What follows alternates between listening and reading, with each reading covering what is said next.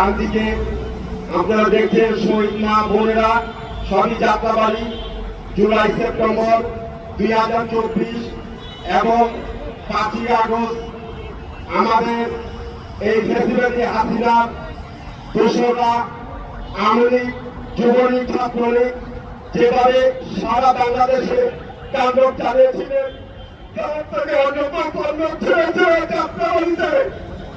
এই যাত্রাবাড়ি কত হাজার সন্তানদের খুন করেছেন, কত মা-বোনদের ক্লাস খুন করেছেন।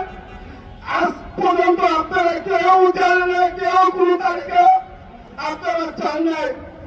তাই আজকে এই শাহবাগে এক শহীদ মিরাজের বাবা আব্দুর রব আমার সন্তানরা কোনো দেশের লোকরাও সে পথে শহীদ হন নাই, কোন পথে শহীদ হন নাই।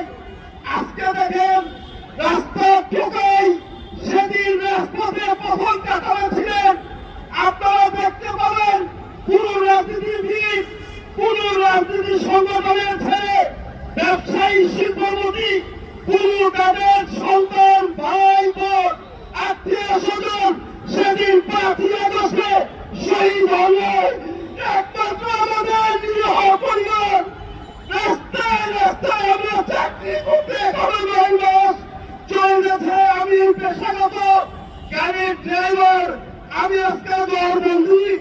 এই যে দেখেন আমার হাতে ফুটায়, এই যে যাত্রাবাড়ি হারিয়ে ফেরা আমাদের দিকে পুলিশের চাপা রাখতেন আমার ছেলের মুখটারে চাষা করে দিয়েছিলেন।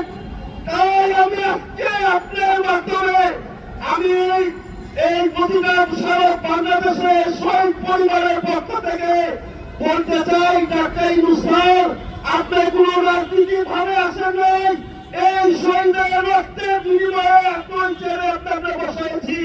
তাই আপনার প্রধান কাজ শহীদের জুলাই স্বীকৃতি আপনার ঘোষণা করবেন। দ্বিতীয়ত আমাদের সন্তানদের যারা হত্যা করেছে আন্তর্জাতিক ট্রাইব্যুনালের লোক বাড়িয়ে আমাদের বিচার কাজটা দ্রুতভাবে নিয়ে যাবেন।